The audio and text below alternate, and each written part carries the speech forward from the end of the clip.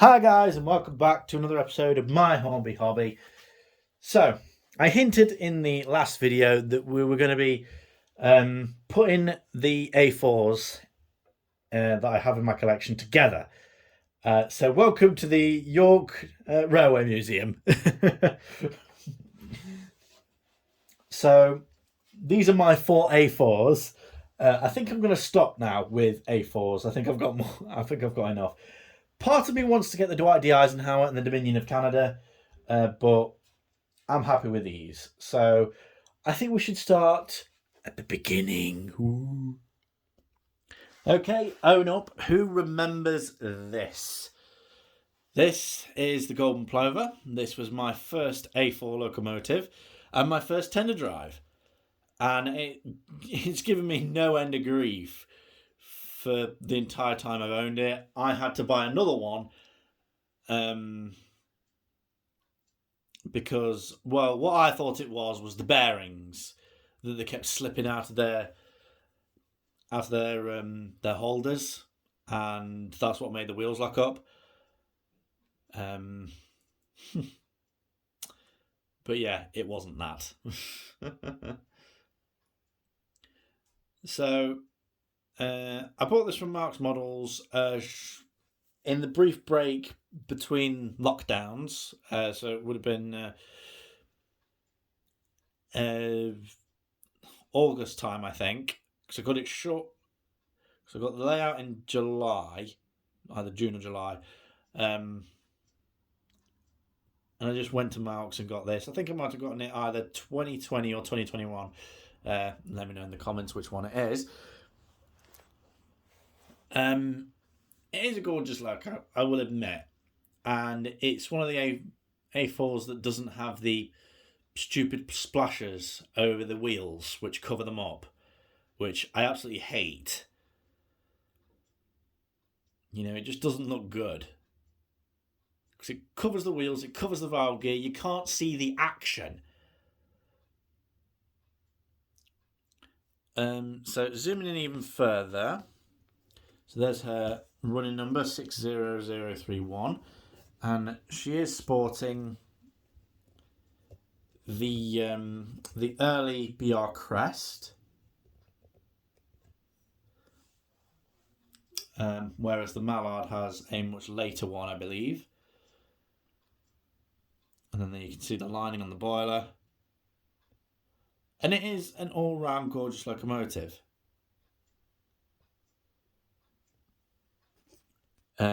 It still, to this day, doesn't really work that well.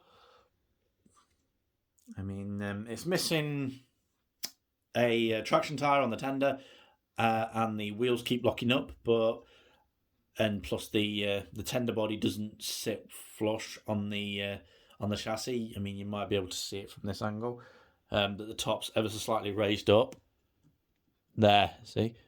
So that's because the threads where the screws go into are broken. So I'm going to stick a bit of wood up there and then just use some self-drilling screws or something to fix that problem. So that was my first A4. Let's move on to my second. Now we move on to Gadwall, which, as you can see, has got them stupid splashes over the wheels. It covers up the action. It covers up what's going on. She's done up in a lovely BR blue. LNER blue, sorry. And she is DCC and TTS. I will admit that when I saw her in Malks, I thought it was the Mallard. I think, if I remember correctly, it was about 110 quid. It was pretty cheap. So I thought, right, I'm having that. And I meant for it as a birthday present.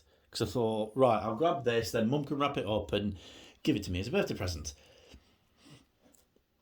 And she did. And it hasn't really been run much, I will admit. Mainly because of them splashes. It just takes away from the look. I mean, compare the Golden Plover's wheels to this one. The Golden Plover looks better simply because you can see all of the wheels. I mean, if anything goes wrong with that valve gear, I mean, I'm going to have to take the body off. But whereas with the others, I don't have to. But that doesn't mean I don't love her any less. She's part of the collection, and she is an A4. She is 4469, and still a lovely looking locomotive, just not my favourite. But she's in third place because she's DCC and TTS. So moving on to number 2. Can you guess which one is the runner-up? For those of you who said the Sir Nigel Gresley, you were correct. Obviously, this isn't the Sir Nigel Gresley. This is Sir Walter something or other. The name is so forgetful. But it was done in an LNER black, which looks booty-tesh. And I only have to change one number. It has to be 4498 instead of 4499. And I have added on the Sir Nigel Gresley nameplates. I wanted to get ones that look like the real one. Red background with the black lettering. I did want to get that, but all I got was these etched ones. So I thought, nah, it'll do. So this is in the runner-up spot. It may not be DCC and TTS yet, but it's that LNER black. It's doing it for me. And plus, I got to go on the real Sir Nigel Gresley, and that made me so happy. I mean, for those of you who have seen the videos, on one of them, I said, of course I'm filming, this is the most exciting day of my life. And it was. It was a gorgeous day. There was a steam locomotive out. It was just a fantastic day. And ever since then, I've wanted an LNER black Sir Nigel Gresley, and now I'm one step closer to getting it. So I just need to change that one number, and then we're all good to go.